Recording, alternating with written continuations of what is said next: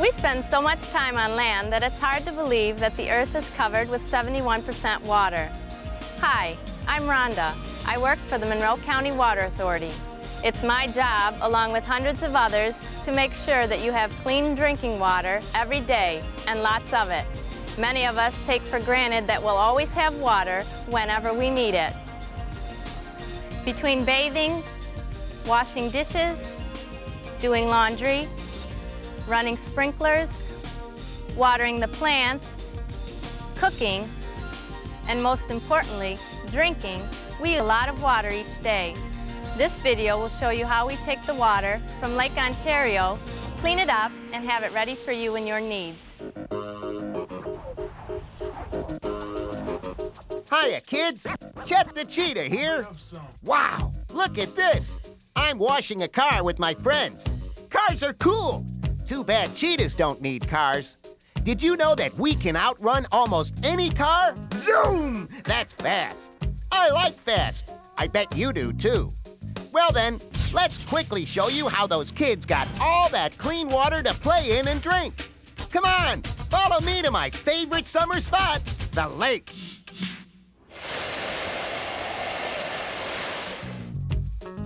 Ah, this is refreshing. Come here, look over the side.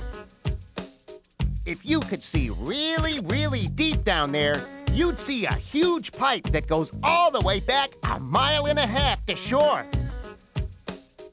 Look, here's the diver going down into the lake to inspect that really big pipe. He swims inside and makes sure everything is okay. Whoa, those are zebra mussels on the pipe. There's thousands of them. The divers need to clean them off so they don't block the water from entering the pipe. This is the water treatment plant. The water flows through the pipe in the lake to this plant where it gets cleaned before it comes into our homes.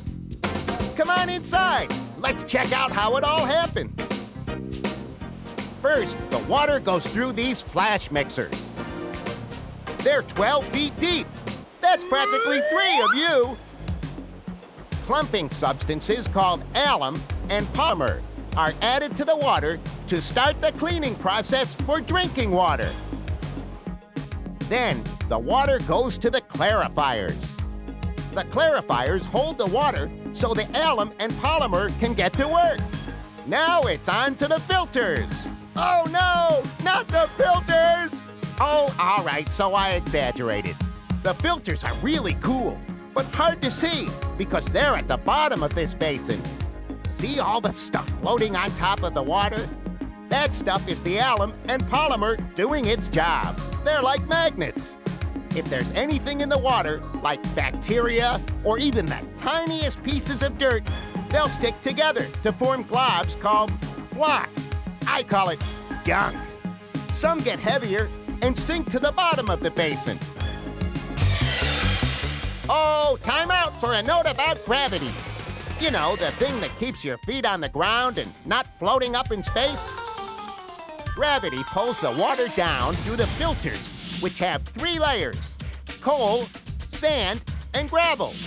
Even the smallest itsy-bitsy piece of dirt can't get through these filters. Now that's what I call a roadblock. Once the water gets past the filters, it flows through a pipe on its way to a storage tank. Along the way, chlorine is added to kill any germs in the water that might be found on the way to your home. These are the tanks that hold the chlorine until it's ready to be added to the water. The water treatment plant uses almost 1,000 pounds of chlorine a day.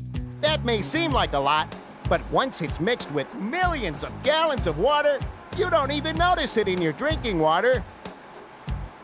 Unlike a swimming pool, where it's really noticeable. That's why we don't make Kool-Aid with the water in your pool. Yucky! That would really taste bad. Now lastly, and most importantly for your teeth, fluoride is added to the water through these pipes. Fluoride's the stuff that keeps your teeth from getting too many cavities. Check out those pearly whites! Throughout the day, samples of water are taken and tested here at the lab. This is where the water treatment employees make sure the water is good enough to drink. Now, these huge pumps send the clean water through the pipes and out to your house so you can drink it. Wash with it. Don't forget to scrub behind your ears. And best of all, lay in it. Believe it or not, there's 3 million gallons of water stored in a tank under this very parking lot at the treatment plant. And there's over 100 million gallons of water stored in huge tanks all over the county. These tanks come in different sizes and colors. The water is used when there's a big demand for a lot of water, like in the morning, when everyone's getting ready at the same time, or in an emergency when there's a fire. Yow, that's hot! Let's think snow to cool down and talk about fire hydrants. To protect your neighborhood, it's important to shovel the snow away from your fire hydrants so the firemen can use it if they need to put out a fire. Okay, I'm cooled off enough. Let's go inside to read a water meter. Water meters are located in the basement or utility room, so the water authority knows how much water the customers are using. Adults need to record the numbers off their meter and either write them down and mail them to us, or call us and enter the numbers using the telephone keypad. This way, we know how much money to charge them for their water use. Speaking of charge, let's charge across town to see what one of the Water Authority's repair crews is doing today. Oh, this crew is going to move a fire hydrant so the town can put a catch basin in the road. The backhoe digs up the pipe so they can move that too.